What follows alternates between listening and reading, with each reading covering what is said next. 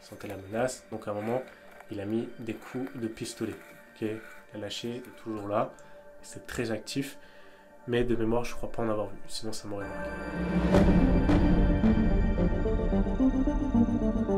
Salut les résistants, j'espère que tout est ok de votre côté. Aujourd'hui, je vais vous raconter une petite anecdote qui s'est passée il y a 3 jours. J'étais dans la forêt, je marchais, et à un moment, je tombe sur quoi? À votre avis? Sur quoi est-ce que j'ai pu tomber? J'ai vu un gros sanglier avec des petits, des marcassins. Donc, j'imagine que c'était une femelle avec ses petits. Ils étaient 4 marcassins. J'étais relativement proche, j'étais environ à 15 mètres. J'étais pas armé, j'avais pas de fusil, j'étais pas là pour chasser. Et là, je tombe sur ça. Ce qui s'est passé, c'est que la maman et les petits, ils sont restés fixes. Ils m'ont regardé. La maman était attentive. Je pense qu'elle voulait voir ma réaction. Dans ce cas-là, quand on n'est pas armé, qu'on n'a rien du tout, moi j'étais pas là pour chasser non plus, eh ben, il faut calmer la situation. Donc comment est-ce qu'on fait pour calmer la situation? Déjà, on s'arrête et on recule petit à petit. Le temps de réfléchir, de comprendre, ça prend à peu près 5 secondes. Hop, on se stoppe, on regarde, et là on recule, tout doucement. On recule en marche arrière en gardant le contact visuel. La maman n'avait pas bougé, les marcassins non plus, et là je recule. Je recule, je recule. J'ai fait attention, parce que le risque quand on fait ça, c'est quoi? C'est de trébucher. Le risque de trébucher. Avant que je continue l'histoire, vous avez le e-book. Ceux qui vont découvrir cette anecdote de folie, le e-book offert dans la description. On parle des 6 fondamentaux du survivaliste.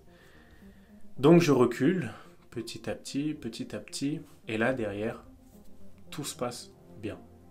Le sanglier est parti, on avait perdu le contact visuel, et moi, j'ai rebroussé chemin. Parce que quand même, il faut savoir une chose, un sanglier, c'est pas léger. Et quand ça charge, c'est petit en plus. C'est petit, ça vous charge dans les jambes. Ça fait drôle. Ça m'est jamais arrivé, mais ça doit faire drôle. Maintenant, je me suis dit, tiens, et si je faisais une vidéo à ce sujet-là? Parce que là, j'étais face à un sanglier. On voit des personnes sur des clips, je pense que vous avez déjà vu les vidéos, une personne qui était en vélo ou à pied, et à un moment, il se fait attaquer par un cougar. Il se fait pister par un cougar. Et le cougar, pourtant, il ne veut pas du tout le lâcher. Je pense que vous avez vu la vidéo, il lève les pattes comme ça, c'est sûr vous l'avez vu. Elle reculait, elle parlait, reculait face à la bête, mais la bête, elle sentait la menace. Elle sentait la menace, donc à un moment, il a mis des coups de pistolet. Okay, il a lâché quelques bastos devant elle. Il ne lui a pas tiré dessus, mais il en a lâché quelques-unes devant. Et ça, malgré tout, la bête, ça n'a pas trop changé. Elle était vraiment déterminée.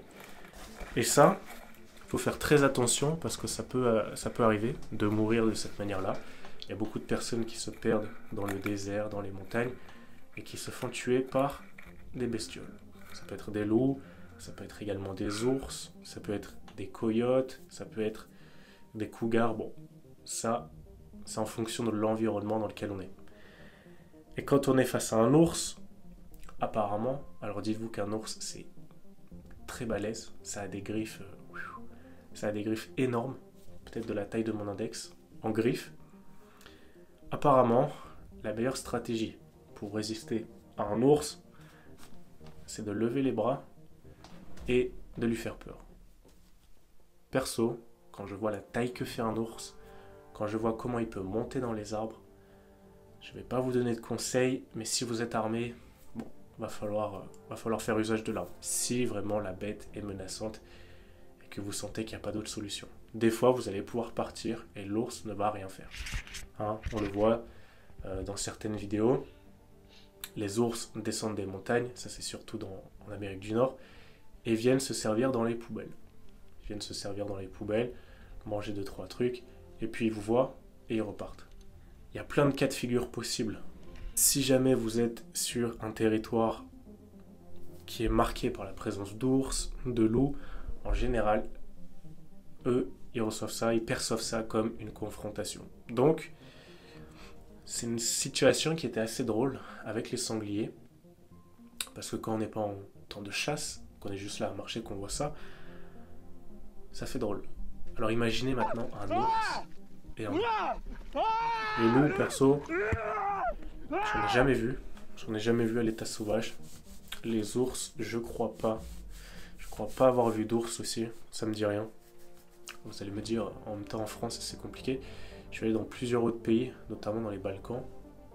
Et là-bas c'était peuplé d'ours. Il y en avait beaucoup. Ils étaient toujours là. C'était très actif. Mais de mémoire, je crois pas en avoir vu. Sinon ça m'aurait marqué. Et puis, j'aurais préféré aussi ne pas en voir. Sinon peut-être que je vous aurais pas fait cette vidéo-là. Ni même cette chaîne-là d'ailleurs.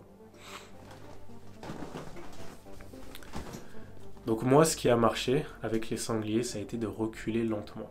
Garder le contact visuel, reculer, d'accord? Mais pas de me faire grand. Si on se fait grand, peut-être que les animaux le prendraient comme une menace. Donc moi, j'ai reculé, tranquillement, toujours le contact visuel, et puis je suis parti. Voilà, tranquillement. Je sais qu'avec certaines bêtes, les ours ou autres, bah des fois il faut crier, il faut faire peur à la bête le plus possible. Donc ça m'est jamais arrivé en temps réel. Je sais pas si c'est la meilleure chose à faire, mais apparemment c'est ce qui marche. Voilà, je voulais vous raconter cette petite histoire. Si vous aussi vous avez vécu ça, un ours, un loup, des fois même un chien. Même un chien, des fois, ça peut faire très très mal. Un chien, réellement, quand il est enragé, ça peut être très dangereux. Comment est-ce que vous avez réussi à gérer ce genre de situation? Voilà, je voulais vous partager ça. Je ne sais pas si ça vous aura plu. Je vous dis à très bientôt. Ciao les hérissons.